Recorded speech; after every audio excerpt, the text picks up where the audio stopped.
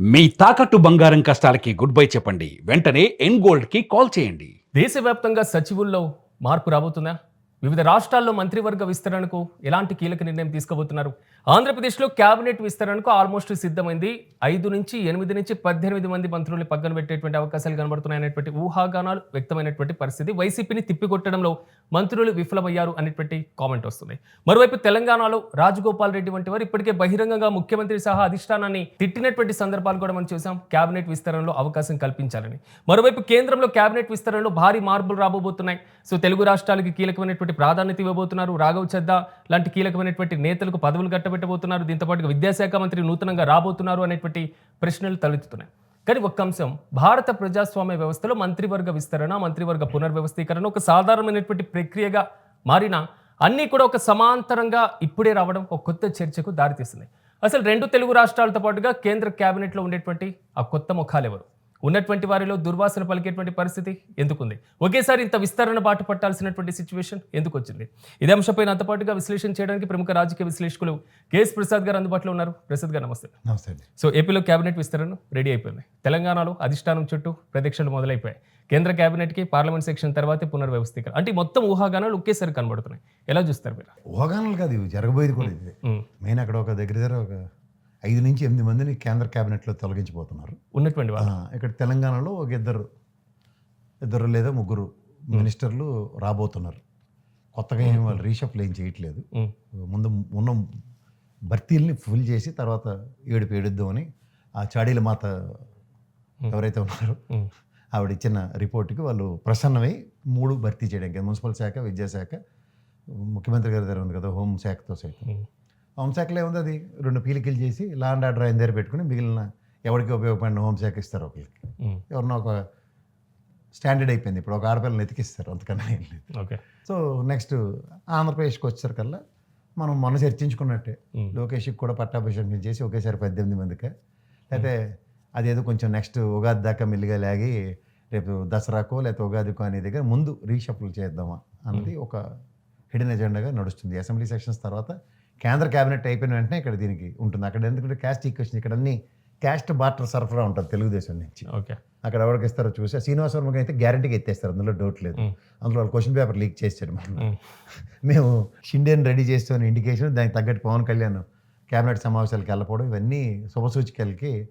అట్నుంచి చంద్రబాబు గారు ఆయన చాణక్య చిత్రత, ఎన్నాళ్ళ అనుభవం రంగరించి ఆయన ఏ విధమైన ఈక్వేషన్స్తో, పెర్మిటేషన్స్ అండ్ కాంబినేషన్స్తో వస్తాడో చూడాలి. అది ఆయన అయితే. ఈ మధ్యలో లోకేష్ అంటే మనం చర్చించుకున్నట్టు చిన్న బుడంకాయ బ్యాచ్ అని తెచ్చుకుని ఆయన ఏం చేస్తాడో చూడాలి. సో ఇక్కడ అందరికీ ఎవరి మట్టుగాడు రెడీగానే ఉన్నారు కర్చీఫ్లు వేసుకుని. సో ఈ షఫలింగ్ అన్నది పార్లమెంట్ సమావేశాలతో ముడిపెట్టి, ఇక్కడేమో అసెంబ్లీ సమావేశాలు ముగిసిపోయిన తర్వాత ఈ కోణంలో ఆలోచించి ముందుకెళ్తున్న తరుణంలో మన ఇక్కడ నటరాజనమ్మ ఇచ్చిన కంప్లైంట్లకి చాడీలు చెప్పి చెవులు తినేసిన పాపానికి ఆ 3 ప్రాప్తించబోతున్నాయి తెలంగాణ క్యాబినెట్లో. ఇంతకు మించి కొత్తగా ఏం లేవు. కానీ పదే అధిష్టానం చుట్టూ ప్రదక్షిణలు చేసిన ఈసారైన మోక్షం కలగబోతుంది కొంతమందికి. డబ్బులతోనండి అంత, వాళ్ళంతా ముసలి డబ్బులు కడితే కప్పం కడితేనే కానీ ఎవడెవడు కాంగ్రెస్లో. వాళ్ళకి ఆ ముసలి బ్యాచ్ ఉండే శశి థరూర్, దిగ్విజయ్ సింగ్, అల్లడెవడు జయరాం రమేష్ చోడు, అలా రాజస్థాన్ గ్యాలటీ, ఇలాంటి వాళ్ళందరూ ఆర్తపల్లాలు ఎటు కాంగ్రెస్ నుంచి సస్పెండ్ చేసేదాకా కాంగ్రెస్ ఇప్పుడప్పుడే ఎత్తిరెళ్తాం. ఆ వృద్ధ జంబుకలతోనే వాళ్ళకి విపరీతమైన ప్రాబ్లం. ఆ wave length of Revanth Reddy మిగిలిన వాళ్ళతో ఎవరితో మ్యాచ్ కాలేరు వాళ్ళు. అయినా సరే ఇంకా దేవుళ్ళు ఆడుకుని, ఆ సోనియా గాంధీ ఎప్పటికీ ఆలోచించదు, పనికొచ్చిన ఆలోచనలు ఉండవు. ఆ చిన్నపిల్లని చేసి ఆ రాహుల్ గాంధీని అలాగే ఇంట్లోనూ చూడండి కొంగుచాటు బిడ్డను తయారు చేసి అతనికి, నేను చూసారు ఏదో వీడియో నడుస్తుంది, ఎలక్ట్రికల్ వెహికల్ ఓపెన్ చేసాడు ప్రాణాలకు తెగించి, డీజిల్ అదేదో ఇథనాల్ మీద డెమో ఇస్తూ. కనీసం కొన్ని చేస్తే బాగుంటాయి. సో అక్కడ ఏమవుతుందంటే అనవసరమైన విషయాల మీద ఎక్కువ ఫోకస్ అవుతాయి. దానికి తగ్గట్టు ఈ ముసలోళ్ళు ఆ స్క్రిప్ట్లు మార్చరు. దీంతో ఆ శశిధర్ సందర్భ పేలాపన ఇవన్నీ ముప్పేటగానే ఉన్నాయి. అక్కడ కాంగ్రెస్ ఎప్పటికైనా ఎదుగుతుంది అంటే 10 అడుగులు ముందుకేస్తే 20 అడుగులు గోతులో కప్పెట్టేస్తున్నారు వాళ్ళని. సో ఈ ప్రాబ్లమ్స్తో వాళ్ళు ఉన్నారు. ఇక్కడ కేంద్రంలో ఏంటంటే తెలివితేట లేకుండా వాళ్ళు చేసిన ఆడింది ఆట పాడింది పాట రాజకీయం నడుస్తుంది. దానితో వ్యవస్థలన్నింటినీ వీళ్ళ నోట్లో నాలుక లేక, అసోసియేషన్ స్ట్రాంగ్గా లేక ఆ వ్యవస్థలన్నింటినీ కబలించేసింది కేంద్ర ప్రభుత్వం. ఎవరికి ఇండిపెండెన్స్ లేదు, ఎలక్షన్ కమిషన్కి లేదు, పోలీస్ డిపార్ట్మెంట్కి లేవు, ఇండియన్ ఆర్మీని కూడా ఇష్టం వచ్చినట్టు ఏం చేస్తున్నారో వాళ్ళకే తెలియట్లేదు. దాంట్లో ప్రైవేటైజేషన్ ఇవి అవి అని కాన్సెప్ట్స్తో దానికి కలగాపలకం చేసి మొత్తానికి ఏమవుతుందో తెలియని పరిస్థితిలో కూర్చోపెట్టారు. ఆ ఫైనాన్స్ అయితే నిర్మలా సీతారామన్ గారికి మహాతల్లికి 2 చేతులు దండం పెట్టడం తప్ప మనం వేడి చేయలేం. ఓకే, అంటే కేంద్ర క్యాబినెట్లో ఈసారి తెలుగు రాష్ట్రాల నుంచి ఎలా చూడొచ్చు అంటారు? ఏముంటాయి సార్, దమిడికి పనికిరాని ఇప్పుడు మా రామ్మోహన్ రెడ్డి గారికి ఇచ్చారు. ఎందుకది? ఎయిర్పోర్ట్ మంది కాదు, ఫ్లైట్లు మనవు కాదు, కానీ క్యాబినెట్ మంత్రి. ఆయన మాట ఎవడు వెండు. ఇండిగోడు పిలిస్తే మాకు ఇవాళ కాలేదు రేపు వస్తామని తిరిగి చెప్తారు. ఇంకా మీరు అలాగే ఏదైనా చూసుకోండి. ఇలాంటి వాళ్ళతో ఏమవుతుంది? ఇది జగన్వర్గం సత్యం. అలాంటి దిక్కుమాల మినిస్ట్రీ మనకెందుకు? ఆ ఉక్కు శాఖ ఏది ఇస్తే ఇమ్మెన్స్ ప్రెజర్ ఉండదు. ఓకే, గతంలో ఒరిస్సా అతనికి ఇచ్చారు. మనకి దీని నుంచి ఇచ్చే ఓఎన్జీసీ నుంచి ఓఎండిసి నుంచి ఇచ్చే దీని నుంచే కదా, అక్కడి నుంచే కదా తెప్పలు మొదలయ్యాయి స్టీల్ ప్లాంట్ ప్రైవేటీకరణ విషయంలో. అలాగే నెక్స్ట్ ఇప్పుడు కర్ణాటక కుమారస్వామి గారికి ఇచ్చారు. ఆయన నుంచి అక్యుములేటెడ్ ప్రెషర్, ఆయన ఏం చేయలేకపోతున్నాడు.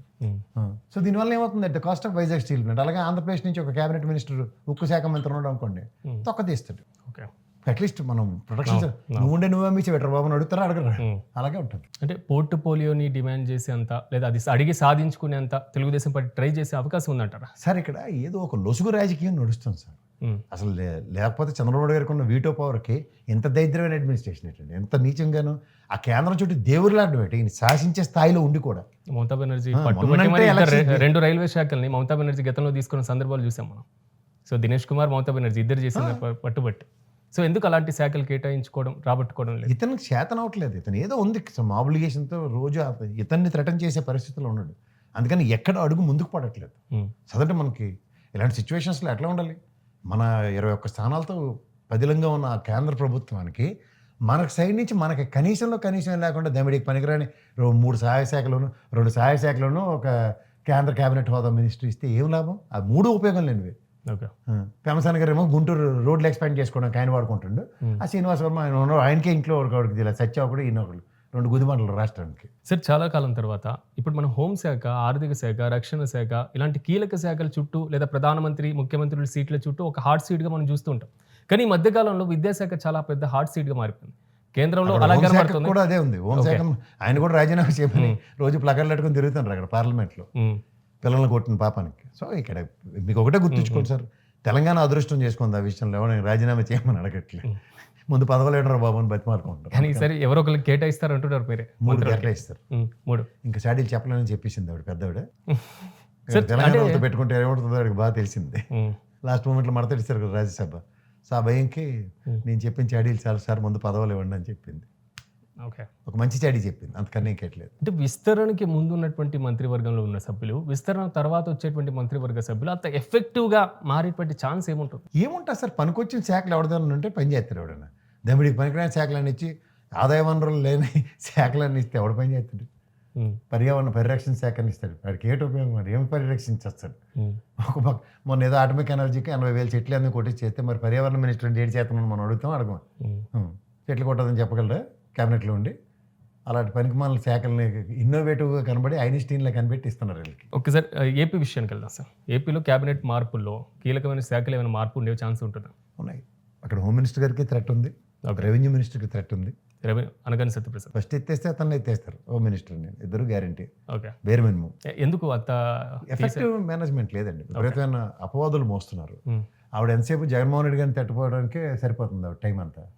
So there are lot of issues which are flaring up one తర్వాత ఒకటి. ఆడపిల్లల మీద ముఖ్యంగా భయంకరమైన మెజరబుల్ ఫెయిల్యూర్ అది. ఓకే, సో దాన్ని దృష్టిలో పెట్టుకొని కొంచెం అలవాటు పడుతున్న వాళ్ళకి ఎవరికి శాఖలు మార్చే కార్యక్రమం ఉంటుంది. ఓకే, అంటే ప్రమోషన్స్ ఎవరికైనా ఉండే ఛాన్స్ ఉంది? కీలక శాఖలకి ప్రమోషన్స్ ఏముంటాయి? అంతకన్నా ఇంకే ప్రమోషన్ ఉంటుంది. ఓకే సార్, తెలంగాణ ఇష్యూని పరిశీలిద్దాం. ఈసారి రాజగోపాల్ రెడ్డి క్యాబినెట్లో ఛాన్స్ ఉండొచ్చా? ఒకే కుటుంబం నుంచి ఇద్దరికి ఇస్తారా అన్నది ప్రశ్న.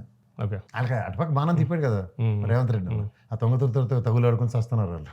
చాలు సార్, కేంద్ర క్యాబినెట్కి వెళ్దాం. ఏపీ నుంచి తెలుగుదేశం పార్టీ, జనసేన నుంచి ఇంకొకళ్ళ క్యాబినెట్లో బెర్త్ ఖాయమనేటువంటి ఊహగానాలు ఉంటుందా? అంత ఛాన్స్ ఉంటుందా? జనసేనకి అంత సీన్ ఉండదు, కానీ తెలుగుదేశం నుంచి ప్రాబిలిటీస్ ఉంది. ఒకవేళ ఎవరికి ఉండొచ్చు మీ అంచనా? నా ప్రిడిక్షన్ ప్రకారం అయితే నాకు చెంతకాల విజయ్కి ఛాన్స్ ఉంది. ఎందుకంటే అతనికి ఇస్తే రామ్మోహన్ రెడ్డికి చెక్ పెట్టచ్చు. ఓకే, ఎందుకంటే ఈ క్లోజ్ క్లస్టర్స్, లోకేష్ క్లస్టర్స్లో ఉన్నాడు. రామ్మోహన్ రెడ్డి ఉండరంటారు, కానీ అతను ద లెగసీ ఆఫ్ ఎర్రన్నాయుడు గారు కాబట్టి తమసానికి ప్రమోషన్ ఉంది, క్యాబినెట్ హోదా ఇస్తారంటున్నారు. సో ఇవన్నీ దృష్టిలో పెట్టుకుని ఇంకొక క్యాబినెట్ బెర్త్ మనకు వచ్చే ప్రాబిలిటీ ఉంది. సార్, రీసెంట్గా క్యాబినెట్ విస్తరణ అనే ఊహాగానాలు చర్చ ప్రారంభమైన వెంటనే శ్రీనివాస వర్మ తీసేస్తే ఈ పురంధేశ్వరికి ఏమైనా ఛాన్స్ ఉంటుందేమో ఆవిడకి ఆలోచిస్తారు. రాష్ట్రానికి ఏం ఉపయోగం ఉండదు ఆవిడకి మినిస్ట్రీ ఇస్తే. అది చంద్రబాబు గారు ఒప్పుకోరు చూడాలి. అంటే ఇస్తే క్యాబినెట్ హోదా అంటే ఆల్రెడీ గతంలో చేస్తున్నారు కాబట్టి. శ్రీనివాస్ వర్మతో రీప్లేస్ చేస్తారు, అంతకన్నా ఏముండదు. సార్ ఇప్పుడున్న పరిస్థితుల్లో క్యాబినెట్ విస్తరణ అన్న చర్చ ప్రారంభమైన తర్వాత ఒక కొత్త చర్చ కూడా తెర మీదకి వస్తుంది. ఏదో దేశంలో ఉన్న కేంద్ర లోక్సభ స్పీకరు లేదా ఏపీలో ఉన్నటువంటి స్పీకరు, డిప్యూటీ స్పీకరు లేదా తెలంగాణలో ఉన్నటువంటి స్పీకరు వీళ్ళు మంత్రి పదవులు కోరుతున్నారు, ఆశిస్తున్నారు అనేటువంటి చర్చ ఉంటుందా? అసలు ఉంటే ఎవరికి ఛాన్స్ ఉంటుంది? 5వ నెంబర్లో ఉన్న పేరు స్పీకర్ ఏమో డిప్యూటీ స్పీకర్ అయిపోయాడు. ఇక్కడ రేవంత్ రెడ్డి గారి ప్రాపకం కన్నా కేంద్ర ముసలోళ్ళ ప్రాపకం ఎంత ఉందో గడ్డం ప్రసాద్ గారు ఇక్కడ ఆలోచించుకోవాలి. అక్కడ మన స్పీకర్ గారికి అయితే ఆయన ఎప్పుడు is always in good books of Modi and Amit Shah. So అతనికి ఛాన్స్ ఉంది ఈసారి. స్పీకర్ మళ్ళీ ఎవరినో ఒక మహిళా మూర్తిని కూర్చోబెడతారు. ఓకే, కూర్చోబెడితే ఇక్కడ మన ఆంధ్రప్రదేశ్లో మాత్రం స్పీకర్ మార్పు ఉండదు, డిప్యూటీ స్పీకర్కి ప్రాబిలిటీస్ ఉండొచ్చు. ఓకే, స్పీకర్కి ఎందుకంటే వాళ్ళ అబ్బాయికి రాజ్యసభ ఇచ్చారు కాబట్టి వచ్చేసేదరికి లేకపోతే రెడీ అయిపోతారు ఆయన. అందుకని ఆ పెద్ద ఆయన కూర్చోబెట్టాలంటే డేంజర్ కాబట్టి అయ్యన పాత్రుడు ఆ హోదాకి ధీటుగా ఇక్కడ కూర్చున్నారు కాబట్టి ఇక్కడ ఇది ఎలా ఉంటుంది ఈక్వేషన్. ఓకే, అంతకుమించి ఇంకేం లేదు. రైట్ సార్, చూద్దాం మీరు అన్నట్లుగా క్యాబినెట్ విస్తరణలో ఏ విధమైనటువంటి మార్పులు ఉండబోతున్నాం. Thank you sir. ఓవరాల్గా మాత్రం కేంద్ర అదేవిధంగా ఉభయ రాష్ట్రాల క్యాబినెట్ విస్తరణలో కీలక మార్పులు ఉండబోతున్నాయనేటువంటి చర్చ అయితే సాగుతుంది. చూద్దాం కొత్త మంత్రులు ఎవరు రాబోతున్నారు, కీలక శాఖలు ఎవరికి కట్టబెట్టబోతున్నారు. సో మరిన్ని అప్డేట్స్ కోసం చూస్తూనే ఉండండి. It's UTV.